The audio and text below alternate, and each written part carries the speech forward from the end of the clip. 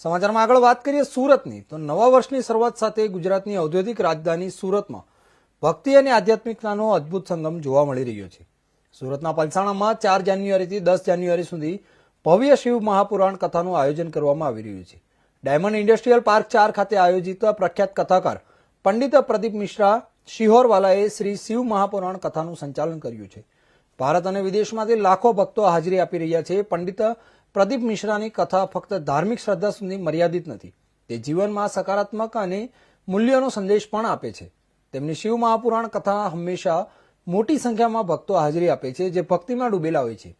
તો સુરતમાં પણ ભક્તોની સુવિધા માટે એક વિશાળ પંડાલ, સુવ્યવસ્થિત પાર્કિંગ અને મફતમાં ભોજનની વ્યવસ્થા પણ કરવામાં આવી છે। આ કથા સ્થળ બારડોલી રેલવે સ્ટેશનથી માત્ર 3 કિલોમીટર જ દૂર છે।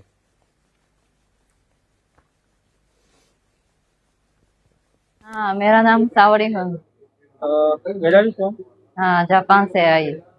आप यहाँ कथा सुनने आए हो, कैसा लगा? हाँ, बहुत अच्छा। व्हाट यू से दिस कथा? था व्हाट डू यू से? यस।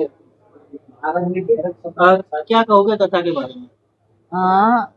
शिव शिव शिव जी का प्राण है ना, तो शिव जी का ग्लोरी तो बहुत अच्छा सुनते हैं। Some small श्लोकम yes.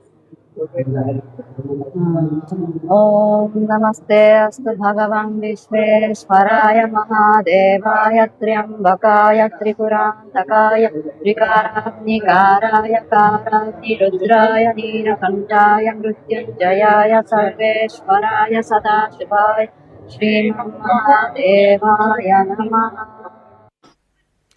ભાવનગર શહેરના તરસમિયા વિસ્તારમાં ખારસી એરિયામાં 3 દિવસ પહેલા એક યુવાનને